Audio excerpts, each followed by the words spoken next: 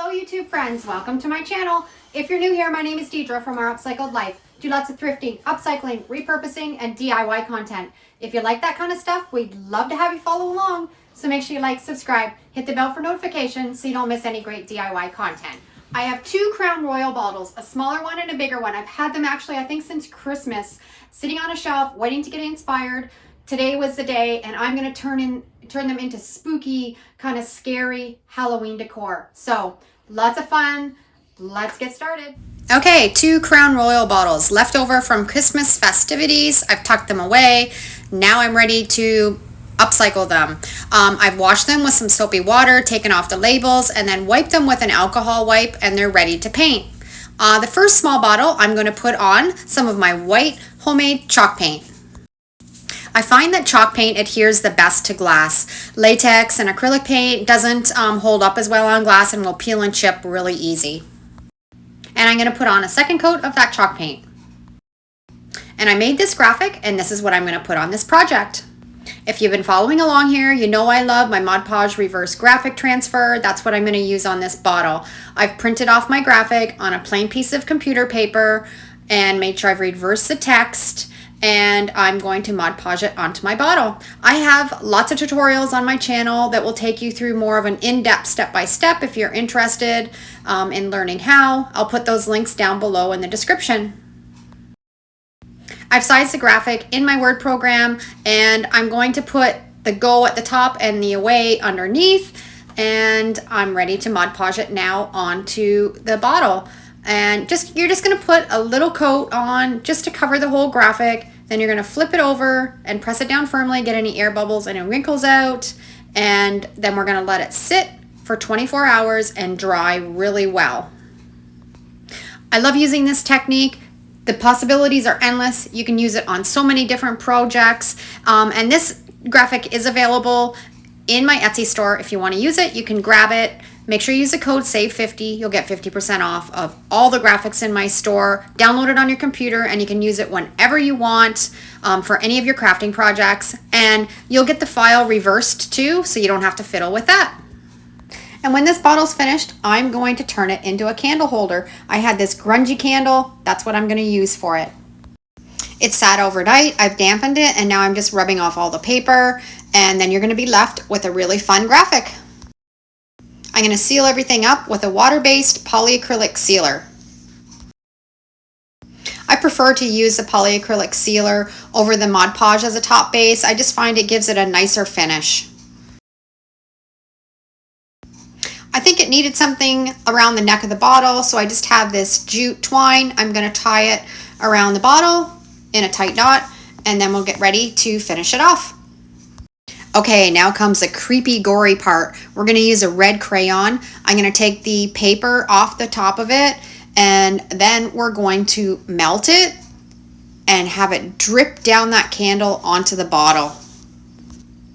I'm just going to light the candle here, and once I get that going, I'm going to take the candle and just hold it over that flame, and it'll melt the candle, and it'll drip down the candle and down into the bottle. And this is just it's kind of messy. Make sure you put a piece of cardboard underneath. You don't want to ruin a table or something with wax on it. So make sure you protect your area really well, and don't burn yourself. Be really careful.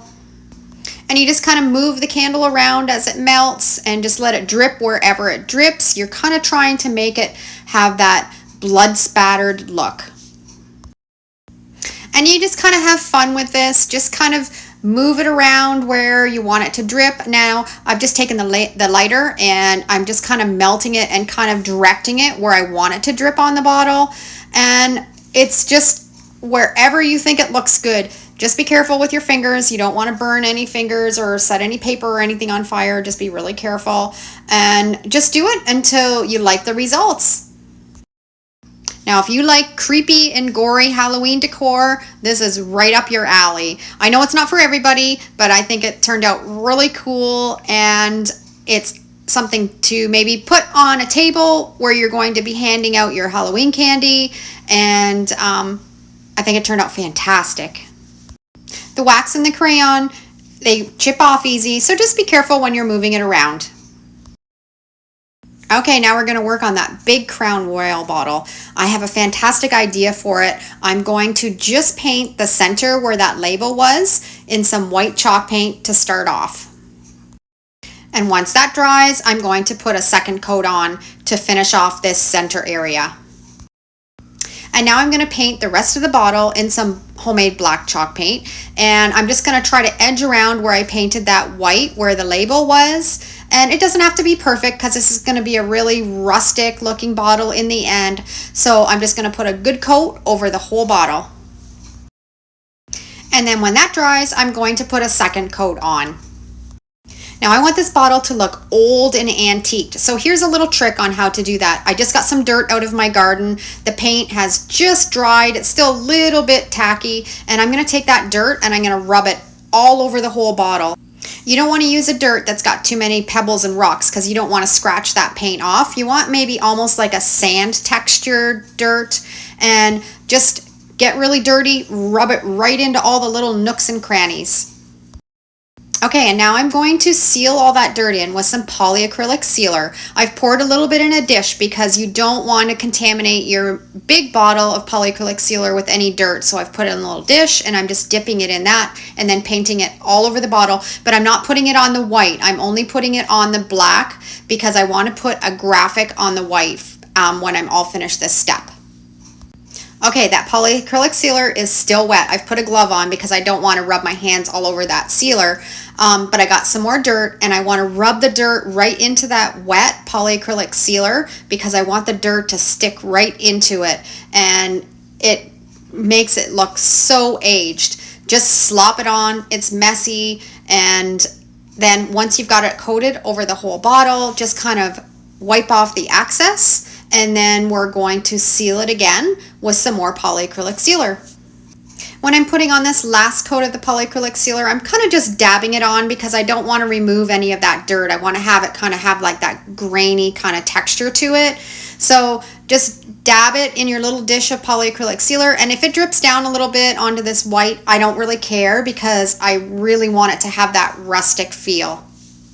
And remember, I haven't put any polyacrylic sealer on the white because I want to put a graphic transfer on that. And if you put the polyacrylic on it, the transfer won't stick. So we need that chalk paint base to do that. And I'm just going to dab off some of that dripping and just kind of blend it into the chalk paint, and then we'll be ready for the graphics. Now it's not completely dried right yet, but you can see how it gives it that old, aged, vintage, antique look. And I think it's going to look amazing with this graphic that I created. I put the graphic in my Word program, sized it up for this project, gonna cut it out and apply it to the bottle, and then we're gonna let it sit overnight. And then once it's all dry, we'll put a little bit of water on it, rub it off, and it is going to look like an old antique poison bottle that is perfect for Halloween. And again, if you love this graphic, this one's in my Etsy store. Use the code SAVE50 and you can create some of these bottles for yourself. This graphic would also look amazing on wine bottles or pickle jars. Anything that you have around your house that's glass, you can make into great Halloween decor. Now that doesn't get any more vintage looking than this. The dirt that went into that chalk paint kind of made that graphic look almost like a label that was supposed to be there. And now I'm just going to seal that up with a little bit of the polyacrylic sealer, and I'm going to put on the finishing touches. I'm going to use a little bit of that jute twine around the neck of the bottle and just tie it on because I think it just needed something to finish it off. Went out into my yard, found some old dead leaves that were on some branches. I'm going to stick them in the bottle, and what a fantastic way to finish this off. That dirt rubbed into the paint turned out exactly how I wanted it. I love the label on this, and then to finish it off with these dry, crumbly leaves, fantastic. And I love how this size of the Crown Royal bottle has the handle at the back, and it looks really cool on it. And when you get a real close-up look, you can see all those little speckles of dirt that are stuck right into that paint. So there you have 2 Crown Royal bottles. rescued from the recycling bin, turned into fantastic Halloween decor. I'd love to know what you think down in the comments. Let me know which one's your favorite.